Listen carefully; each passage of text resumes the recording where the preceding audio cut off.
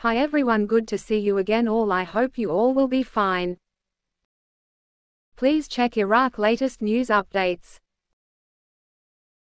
A specialized energy news site reported today that relations between Erbil and Baghdad are considered crucial for unlocking the potential of Iraq's energy sector. While a government official expresses optimism about passing the oil and gas law by year-end and opening the door to investments, some sources caution against excessive optimism due to the lack of agreement with Turkey to reopen the sea and oil pipeline. According to the oil and gas site, Iraq stands on the brink of a significant transformation in its hydrocarbon industry with the implementation of the new oil and gas law.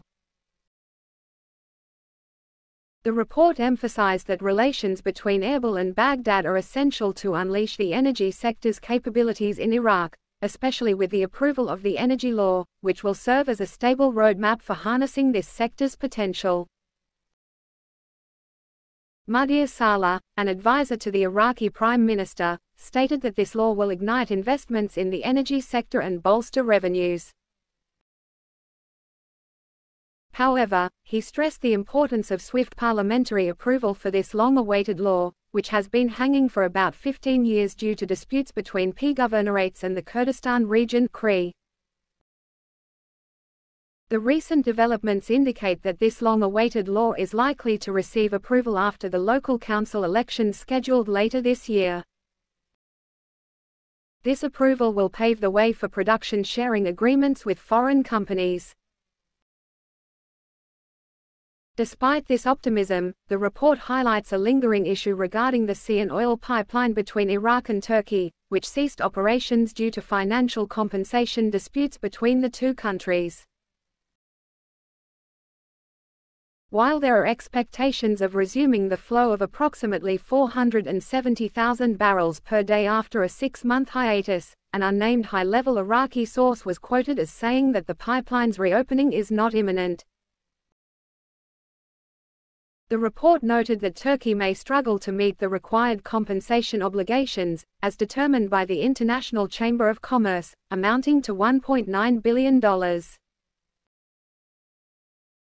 The arbitration ruling concluded that Ankara breached its contract with Iraq by directly trading oil with the Kurdistan Regional Government (KRG) from 2014 to 2018.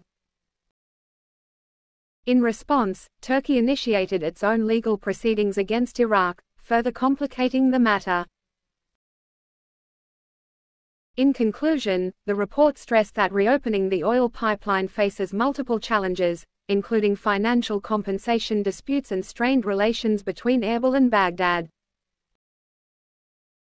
Nevertheless, Iraq expects that the implementation of the new oil and gas law will help resolve this conflict and unlock significant opportunities for the country's oil and gas sector. And Iraq, a nation abundant in oil resources, boasts a significant cash reserve of over $113 billion generated from its oil revenues. Nevertheless, it faces a pressing issue in the form of a substantial domestic debt estimated at 70 trillion dinars. This situation has raised concerns about the government's strategies in handling these debts, meeting interest obligations, and effectively utilizing these funds to generate new resources. Deputy Governor of the Central Bank of Iraq (CBI) Amar Khalaf revealed in July that foreign exchange reserves had risen to $113 billion, benefiting from improved oil prices, which contribute significantly to the nation's income, accounting for 96%.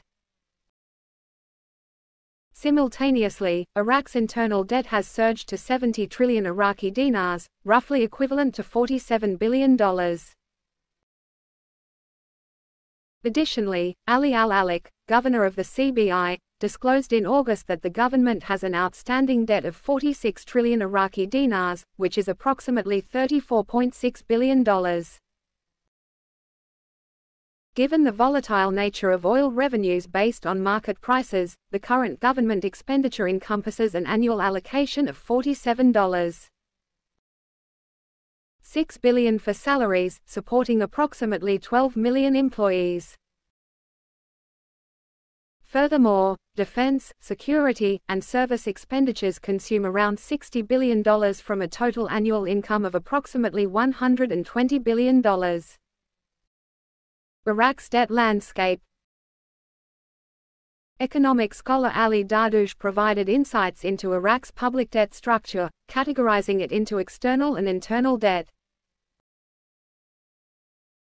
External debt, which amounted to approximately $13 billion at the beginning of 2023, is consistently serviced and funded through deductions from oil revenues, driven by oil price increases beyond the set barrel price in the general budget. Dardoush also highlighted an additional external debt of $5.8 billion attributed to PRE 2003 obligations, along with unresolved debts outside the Paris Club, totaling around $40 billion, which have yet to be claimed by Gulf countries. Regarding internal debt, Iraq has amassed approximately 70 trillion dinars, with 50 trillion dinars owed to the CBI. These debts are periodically rescheduled, with interest rates determined by the government. Dardoush explained that the government's delay in repaying internal debt stems from its extensive commitments to investment and service projects outlined in its agenda. Notably, the planned deficit in the 2023 general budget is approximately 64 trillion dinars, further impeding the government's ability to settle internal debt, thus foreshadowing potential financial and economic challenges. He pointed out that there was an opportunity to settle internal debt before the COVID-19 crisis, particularly between 2017 and 2019 when financial prosperity was achieved. However, this opportunity went unrealized due to the absence of a clear plan and the failure of private banks and other entities that funded internal debt to demand repayment when they had the liquidity to address banking risks. In summary, while external debt is consistently serviced, internal debt is repaid at irregular intervals with relatively small amounts. Reclaiming Iraq's rights. Mudir Mohammed Salah, financial advisor to the Prime Minister, addressed Iraq's debt situation, particularly loans granted by the Iraqi Foreign Development Fund to other countries during the mid-1970s to the early 1980s. Salah emphasized that these debts are continuously serviced, with deductions made from oil revenues as oil prices surpass the budgeted barrel price. Salah highlighted that most of these loans were extended to developing nations across Africa, Asia, and Latin America. Outstanding claims persist for the remaining unpaid portion of these loans, amounting to less than $2 billion. Efforts are underway to address these debts through diplomatic channels and methods, although some may have been covered by agreements between these countries and the Paris Club, considering their status as sovereign debts belonging to groups of impoverished nations. Iraq's debt overview.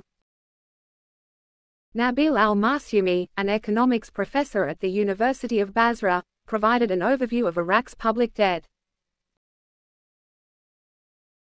As of the end of 2022, the country's public debt amounted to 94.94 trillion Iraqi dinars, approximately $63.3 billion, with domestic debts accounting for 70.5 trillion Iraqi dinars, roughly $47 billion. Notably, the servicing of both internal and external debt, encompassing principal and interest payments, in this year's budget totals 18.96 trillion Iraqi dinars, approximately $12.6 billion annually.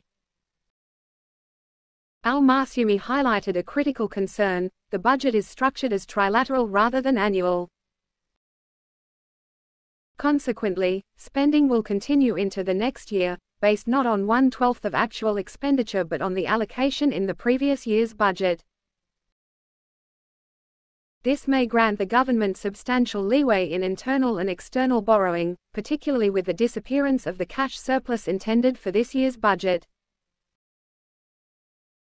Moreover, the budget may remain unchanged for the next 2 years without parliamentary authority to reject or amend it, potentially exacerbating the country's debt situation. Enacting the trilateral budget would confer full legal authority to the government to borrow 41.5 trillion Iraqi dinars, not only in 2023 but also in 2024 and 2025. This effectively means that the government could borrow internally and externally without needing parliamentary approval, amounting to 121 Iraqi dinars. 5 trillion over the three-year budget covering 2023, 2024, and 2025. Significant economic risks. The World Bank has labeled the Iraqi economy as fragile, pointing out that the nation's debt has surged to approximately $152 billion. In a report issued in August, the World Bank highlighted that the government's annual budget entails a significant increase in public expenditure, up by 59% compared to the previous year, constituting 74.3% of total expenditure. This projects a substantial fiscal deficit of 51.6 trillion Iraqi dinars, equivalent to $39.7 billion, representing 14.3% of general revenues, an amount surpassing more than half of the recent standard reserves accumulated following the surge in oil prices. The World Bank noted that Iraq's failure to diversify its income sources due to the chaotic policies of successive governments has led to a 1.1% contraction in GDP in 2023. Concurrently, the nation's public debt has risen from 53.8% to 58.3% compared to the previous year, reaching $152 billion, a $10 billion increase. External debt stands at $50 billion, while internal debt amounts to $102 billion. This reflects that government authorities have borrowed approximately $60 billion domestically over the past 3 years, at an annual rate of $15 billion, with annual interest rates on domestic debt ranging from 16% to 17% of the debt size. The World Bank emphasized that Iraq's future economic prospects remain exposed to significant risks due to its excessive reliance on oil. This vulnerability makes it susceptible to oil market shocks and global demand fluctuations, as evidenced by recent declines in oil prices. Additionally, enduring challenges such as corruption, inadequate service delivery, infrastructure development, and security risks contribute to the nation's economic fragility. The continuation of these policies by government authorities is expected to skew the country's budget in favor of political parties that have hindered development and exacerbated imbalances, despite 2 decades of claims that the war has ended. Thanks. Take care.